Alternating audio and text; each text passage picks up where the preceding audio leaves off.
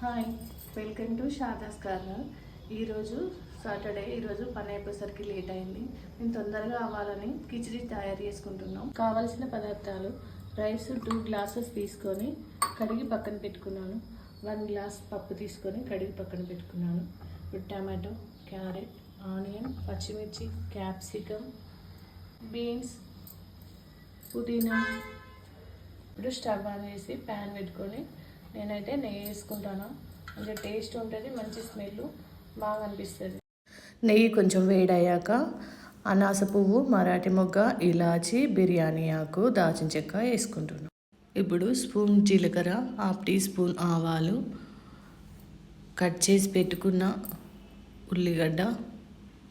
ఉల్లిగడ్డ ముక్కలు, పచ్చిమిర్చి, క్యాప్సికమ్, బీన్స్ అన్నీ వేసుకొని ఒకసారి కలుపుకుందాం.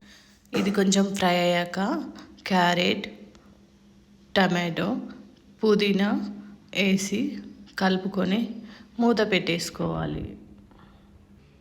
ఇప్పుడు మూత తీసి ఒకసారి కలుపుకుందాం. అది కొంచెం ఫ్రై అయింది. ఇప్పుడు హాఫ్ టీ స్పూన్ అల్లం, హాఫ్ టీ స్పూన్ పసుపు వేసుకొని ఒకసారి కలుపుకోవాలి. అలాగే కొత్తిమీర కూడా వేసుకుందాం. ఒకసారి కలుపుకొని 1 టీ స్పూన్ సాల్ట్ వేసుకొని ఇప్పుడు కడిగి పక్కన పెట్టుకున్న బియ్యం వేసుకొని అలాగే కడిగి పక్కన పెట్టుకున్న పప్పు వేసుకొని ఒకసారి అన్నీ కలిసేటట్టు కలుపుకోవాలి. వెజిటేబుల్స్ ఏమీ లేనప్పుడు ఈజీగా, ఫాస్ట్గా, తొందరగా అయిపోతుంది. ఇలా 2 గ్లాసుల రైసు, 1 గ్లాస్ పప్పుకి నేను 5 గ్లాసుల వాటర్ తీసుకుంటున్నాను. ఇప్పుడు సాల్ట్ ఒకసారి టేస్ట్ చూసుకొని మూత పెట్టేద్దాం, అయిపోతుంది. ఇప్పుడైతే రైస్ రెడీ అయిపోయింది. చూడండి, బాగైంది. మరీ మెత్తగా చేసుకోలేదు. మేము డైలీ అన్నం ఎలా చేసుకుంటామో అలానే చేసుకున్నాము. నాకైతే బాగా వచ్చింది.